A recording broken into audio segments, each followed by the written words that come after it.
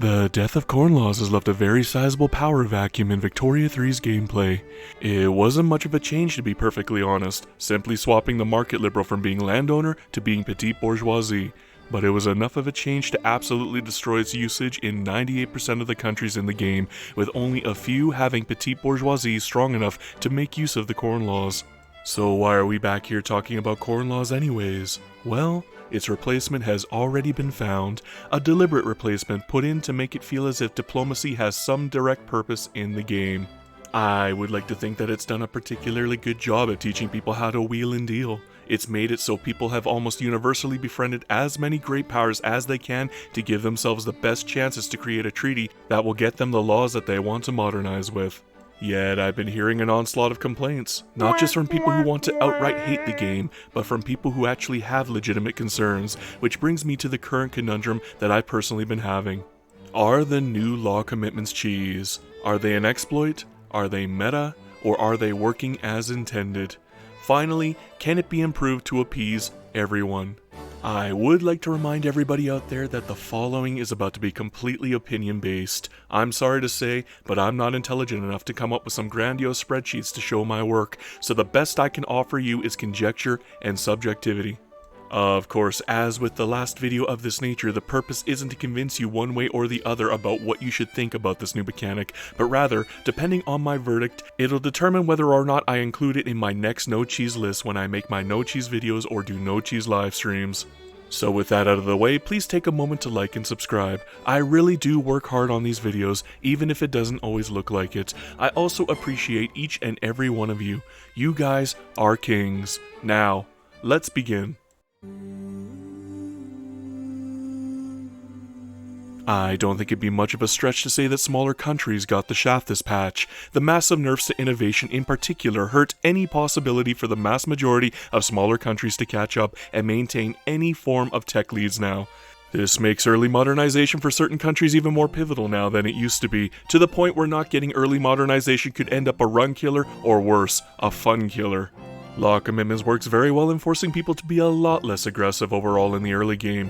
Doing so will actually work against you in a lot of cases, forcing you to lose access to one of the most powerful mechanics that has ever existed in Paradox games. Well, maybe top 25 anyway. If you are too aggressive, the powers who can actually give you access to law commitments will not like you, and the likelihood of you wheeling and dealing your way to getting a proper law commitment when they dislike you is almost nil. More so, you're going to find yourself in a position where you're paying out through the nose to get those law commitments. Sure, there are times when you can simply offer up your subventions and tariffs, but it still forces you to actually make decisions as to whether or not it's worth the trade-off. It's not just something that's completely given to you. You actually have to go out into the wider world to look for it. I'm not certain that Victoria 3 has a proper mechanic in place to help smaller, weaker countries without the current iteration of law commitments either. Modernizing without it would unfortunately be nightmarish in most cases for most countries, with possibilities of up to 30 to 40 year spans of doing nothing being in their future. I can say with certainty, especially after having the pleasure of talking to a few of the developers recently, that they fully intended this mechanic to be used to help modernize smaller countries especially. So in their mind, perhaps, I think it might be working as intended. Once more, I have to remind people of the differences between cheese and meta. Meta is referring to the prevailing strategies that are within the spirit of the game, while cheese is a referral to unfair strategies that go against the spirit of the game. They border each other on a spectrum, but they are not the same thing. A good example of real cheese would be StarCraft 2's cannon rush as Protoss, followed by an immediate surrender if the all-in doesn't work. The game ends so quickly that neither player really has any chance to have any fun. That goes against the spirit of the game, while meta would be Roach and Hydra Micro when playing a Zerg against a Protoss player. Yes, it can be irritating to see the same setup in every single game, but it gives you a chance to counterpick, allowing both sides a chance to enjoy the game. That is within the spirit of the game. Now, back to the argument about law commitments and whether or not it's meta. Are law commitments meta? Yes. My god, yes. 100% yes. It's reached a point already within just a few days where it's become the most important thing you can do to set up your game. Yet, at the same time, it also varies from country to country how you manage to get it done.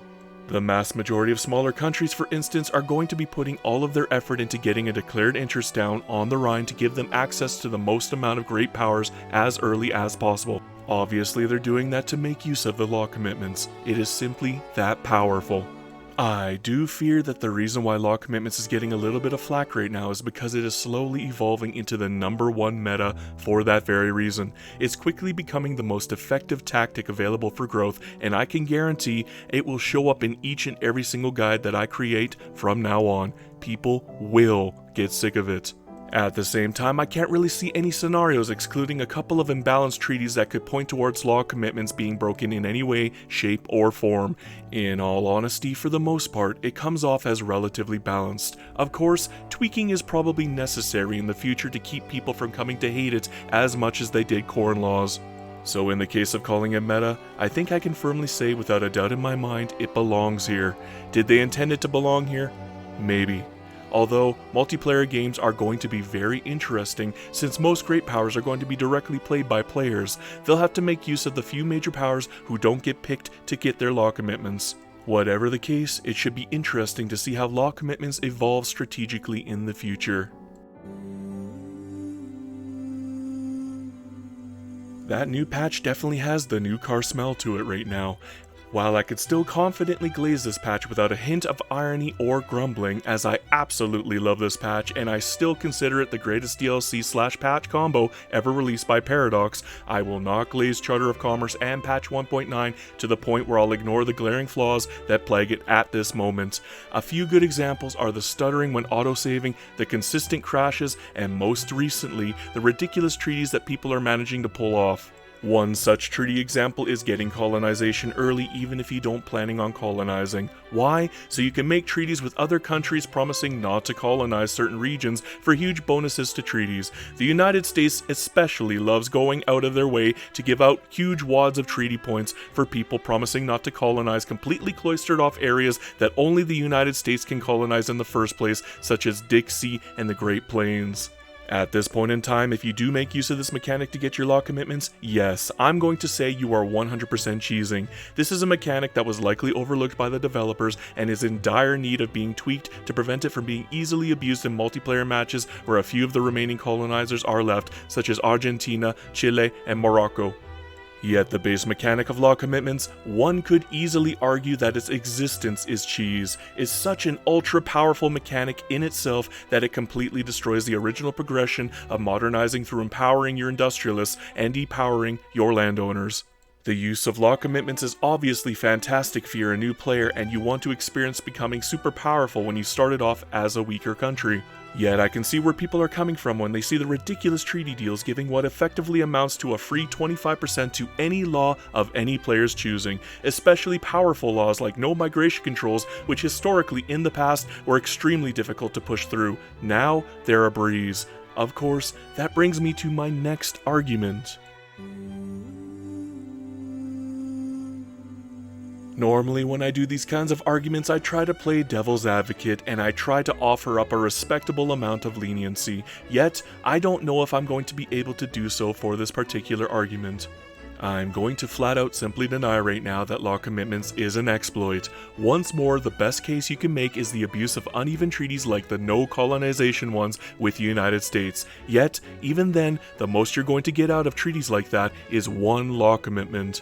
Right now, there doesn't appear to be any other active methods to force through law commitments in treaty deals that abuse the mechanics. While you technically could release a major power like Occitania as a great power like France to take advantage of easy law commitments, the trade-off is so large that it's unrealistic that it be used for anything other than a joke by anybody. Again, I'm certain there are ways that you could truly game the system to guarantee the passing of laws that I haven't thought of yet. Maybe a year down the line, if this current iteration of law commitments hasn't been changed at all, we'll discover something so ridiculous like forcing great powers to release many hyper-modernized major powers as possible to guarantee that they like us so we can use the law commitments from them. The first thing that comes to my mind would be attacking Great Britain day one just to get them to release Ireland and Scotland and maybe even release India. But at this point, all I can say is I don't know what the future holds. Yet, I do know what I see in the present. And I can't realistically call law commitments an exploit, and I'd be wary of anybody who does. There is no issue with the coding itself, and I don't think there is any failure in the design either. The fact that I truly believe deep down in my heart that law commitments has become the new meta showcases that I believe it to be very powerful, perhaps even a little too powerful. It will likely evolve into the new corn laws if things continue down this path. However, after discussing with true veterans and juggernauts of the game, including some developers and extremely respectable YouTubers, I've come to the conclusion that there are a few ways to fix law commitments so that it is still powerful but far less forced. The first way I go about balancing law commitments is to simply make it so that countries have to already have the law passed, which I think is the direction that they're going in already. But on top of that, do not include the previous versions of the laws, only the laws that they currently have before they can offer it to other countries. Definitely don't allow them to offer laws ahead of their current subset of laws, especially no migration controls and multiculturalism. That way in the mid-game, you'll no longer be able to rely on law commitments entirely to pass your laws, and you'll have to go back to the OG way of modernizing through growing your industrialists and trade unionists. I would consider this to be by far the most fair compromise and quite possibly the strongest vanguard against people complaining about law commitments being unrealistic and exploity.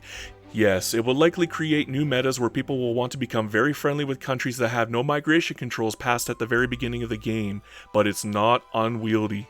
Of course, that in itself is a type of flavor that we simply don't have in Victoria 3. It gives every country its own unique importance. It also forces difficult choices, as not every country is going to start off friendly with certain countries. Mexico will likely not be able to maintain a friendship with the United States after all.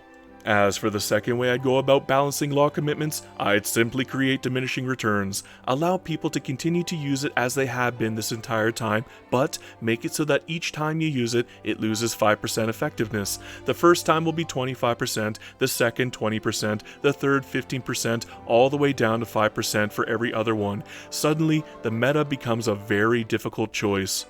People will have to make the tough decisions. Do I want to use this law commitment for tenant farmers, or should I save it for the more difficult laws like interventionalism?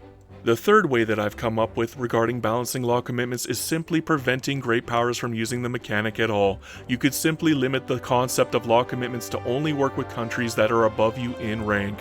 You could go even further and make it limited to only work with countries that are exactly one rank above you. This means that we wouldn't be able to see deals being done with the same countries each and every single game. It also means that growing in rank will become important for smaller countries to guarantee law commitments from the more modernized minor, major, and great powers. Regardless of how Paradox addresses this new mechanic, I can easily state myself that I do not consider it cheese in the slightest. I definitely don't consider it even remotely close to an exploit. For me, law commitments is a fun little change that forces me to use diplomacy to grow.